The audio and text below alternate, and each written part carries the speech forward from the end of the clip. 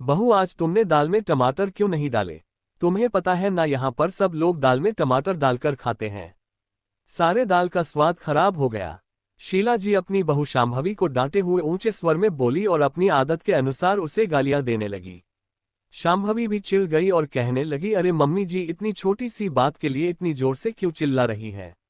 दाल में टमाटर नहीं डाला तो कौन सी बड़ी बात हो गई? वैसे भी दाल तो ऐसे ही बनती है बिना टमाटरों के, और मेरे मायके में भी ऐसे ही बनती है, तो मुझे आदत नहीं है। ये तो आपके घर में टमाटर डालकर दाल बनती है, इसलिए मैं भूल गई। कल से मैं डाल दूंगी। ये सुनकर शीला जी उसे गाली देते हुए कहने लगी, मैंने तुम्हें पहले भी बताया था ना, फिर भी तुम भूल गई। सच में तुम्हें तो काम करने का मन ही नहीं होता। तुम्हारी माँ ने तुम्हें इतना भी नहीं समझाया कि ससुराल आने के बाद बहुत सारी चीजें बदल जाती है। अपने मायके का गुणगान यहाँ मत किया करो। बहू, तुम्हारी माँ भी पता नहीं कैसी है, जो उन्होंने तुम्हें कुछ भी तमीज नहीं सिखाए। सास के ताने सुनकर शांभवी की आंखों में आंसू भर आए और वह बिना खाना खाए अपने कमरे में आकर बिस्तर पर बैठ गई। उसकी शादी को अभी 4 महीने ही हुए थे। उसके ससुराल में खाने पीने से लेकर सारे तौर तरीके बिल्कुल अलग थे। धीरे धीरे शांभवी सब सीखने समझने की कोशिश कर रही थी। उसके ससुराल में उसके सास ससुर और उसका एक देवर था, जो बाहर हॉस्टल में रहकर पढ़ाई कर रहा था। शांभवी को लगा था कि छोटा सा परिवार है और वह सबको खुश रखेगी, लेकिन यहाँ पर तो उसकी सास छोटी छोटी चीजों के लिए उसे गालियां देती रहती थी और इस तनाव में अक्सर कुछ चीजें भूल जाती थी। वह हमेशा यही सोचती थी कि अगर मुझसे कोई गलती हो ही जाती है तो मम्मी जी को मुझे प्यार से समझाना चाहिए, लेकिन उसकी सास तो उसे हमेशा गालियां देने लगती थी। बहू को ताने देना और उसे कोसना तो उनका प्रिय काम था। अब शांभवी को ये बिल्कुल भी अच्छा नहीं लग रहा था। शाम को जब उसका पति सूरज घर आया तो उसने सूरज से बात करने की ठानी, लेकिन उसे मौका नहीं मिल पाया। रात को जब वो कमरे में आई तो सूरज सो चुका था। उसने सोचा कि मैं सुबह बात कर लूंगी। सुबह उठते ही उसने सूरज से कहा कि मम्मी जी मुझे हर बात में गालियां देती है। तुम्हारे सामने ही उन्होंने कितनी बार मुझे गाली दी है, तुम उन्हें समझाते क्यों नहीं? ये बिल्कुल भी अच्छा नहीं लगता है। सूरज उल्टा ही चिढ़ गया और कहने लगा कि अरे यार, मैं माँ की बहुत इज्जत करता हूँ, उन्हें कुछ कह नहीं सकता हूँ। तुम सास की थोड़ी बहुत गालियां सुन लिया करो, क्या फर्क पड़ता है? मुंह से ही तो कहती है। इस कान से सुनो, उस कान से निकाल दो, इससे तुम छोटी नहीं हो जाओगी। पति की बात सुनकर शांभवी ने भी ठान लिया कि अब उसे सूरज को सबक सिखाना ही होगा। फिर उसने अपनी माँ को फोन लगाकर कहा कि मम्मी, मेरी बातों को ध्यान से सुनो, आज तुम्हें मेरे लिए कुछ करना होगा। उसकी माँ सुनंदा जी बोली, हाँ बेटा बोलो, क्या बात है? तो शांभवी ने भी फुसफुसाते हुए अपनी माँ को सब कुछ समझा दिया। उसकी माँ शुरुआत में तो थोड़ा झिझक रही थी, लेकिन शांभवी के समझाने पर वह भी बेटी का साथ देने के लिए तैयार हो गई। शांभवी मन ही मन मुस्कुरा उठी। प्लान के अनुसार शाम को उसकी माँ ने भी सूरज के पास फोन लगा दिया। सूरज ने पहले तो फोन नहीं उठाया और शांभवी को आवाज लगाते हुए कहने लगा कि देखो, तुम्हारी मम्मी फोन कर रही है, उनसे बात कर लो। शांभवी ने कहा कि मैंने तो अभी थोड़ी देर पहले ही मम्मी से बात की थी, उन्हें आपसे कोई जरूरी बात करनी होगी, आप देख लो क्या कह रही है। सूरज ने फोन उठा लिया और सुनंदा जी को प्रणाम किया। सुनंदा जी बिना उसके प्रणाम का जवाब दिए हुए कहने लगी कि दामाद जी, ये तो बहुत गलत बात है। 4 महीने हो गए शांभवी की शादी को, पर एक बार भी वह मायके नहीं आई है। इतने दिन हो गए, हमने कितनी बार आप लोगों को बुलाया। आपने पिछले महीने कहा था कि आप कोशिश करेंगे, उसे मायके भेज देंगे, लेकिन आपने अभी तक नहीं भेजा है। ये सुनकर सूरज कहने लगा कि मम्मी जी, आप मुझसे इतनी रुखाई से बात क्यों कर रही हैं? शांभवी चली जाएगी तो यहाँ पर घर में बहुत परेशानी हो जाएगी। सुनंदा जी गुस्से में बोली, दामाजी, मेरी बेटी आपके घर की कोई नौकरानी नहीं है और मैं उसकी माँ हूँ।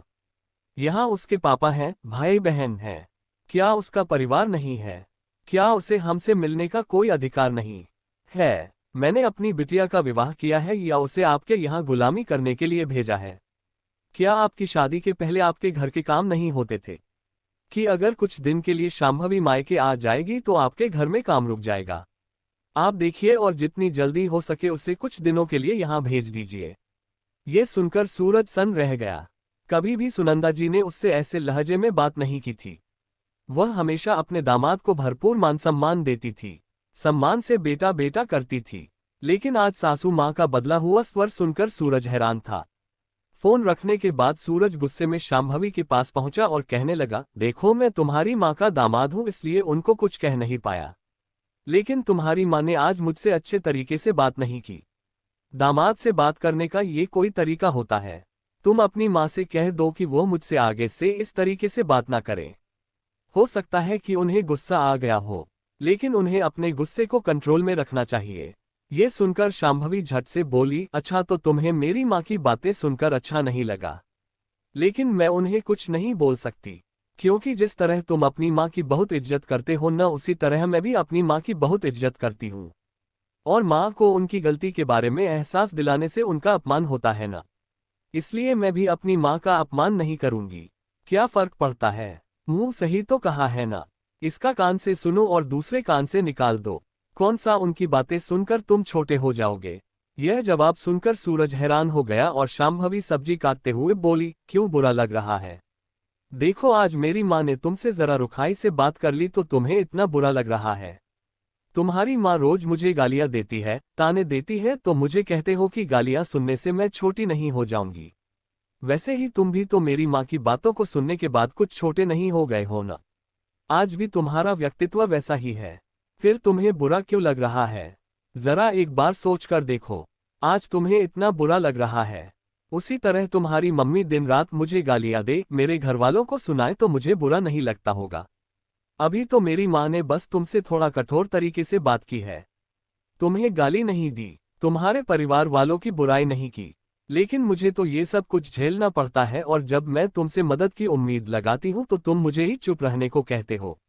देखो अगर मम्मी जी को मैंने कुछ जवाब दे दिया तो उन्हें बुरा लगेगा और फिर मुझे भी उनके सामने जाकर कभी सामान्य होकर बात करने में अच्छा नहीं लगेगा। तुम उनके बेटे हो, उन्हें प्यार से समझा सकते हो। अरे स्थिति को संभालना तो पड़ेगा ना। ये बहुत अच्छी बात है कि तुम अपनी माँ की इज्जत करते हो, लेकिन माँ की इज्जत करने का मतलब यह नहीं होता है कि पत्नी को अपमानित होने दिया जाए। कड़वा सत्य को लाइक और फॉलो करें।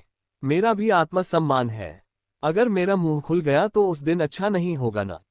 इसलिए मैं तुमसे कह रही हूं तुम प्यार से अपनी माँ को समझा दो कि वह मुझसे इस तरह से बात ना किया करे।